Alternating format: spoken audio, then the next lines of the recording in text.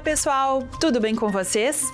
No Direto da Redação de hoje eu te conto que a Fluência Casa Hip Hop abre inscrições para novas turmas do projeto Fluxo Cultural. Vem que eu te conto. A Fluência Casa Hip Hop de Caxias do Sul vai estar de portas abertas neste domingo, dia 14, das 2 às 5 horas da tarde. Serão 45 vagas em formações de breaking, grafite e MC, com foco no público adulto. O ponto de cultura fica na rua Francisco Barbosa Velho, número 132, no bairro Santa Fé. Para efetuar a inscrição, é necessário levar documento de identidade. O preenchimento das vagas vai priorizar pessoas de baixa renda, por meio de autodeclaração. E eu também quero te contar que o Centro de Cultura Ordovás tem programação especial para as férias escolares.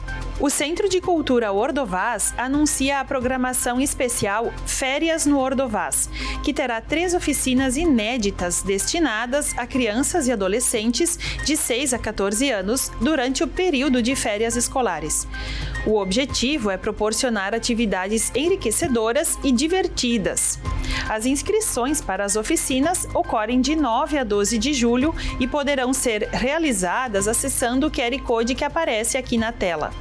Poderão se inscrever estudantes de todas as redes de ensino do município de Caxias do Sul.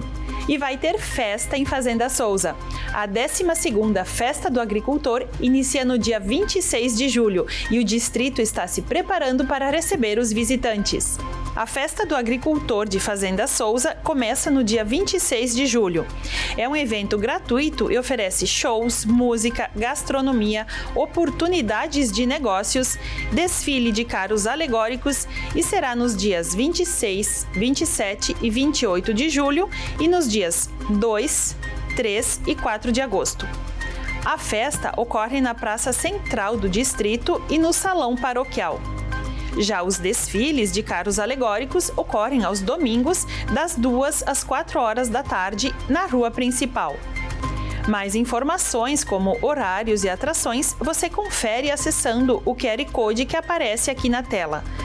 Com o tema Mãos Simples, Alimento Sagrado, o evento celebra as colheitas e valoriza o trabalho no campo. Dicas legais, não é mesmo? O Direto de hoje vai ficando por aqui. Eu me despeço desejando a todos um ótimo dia. Até a próxima!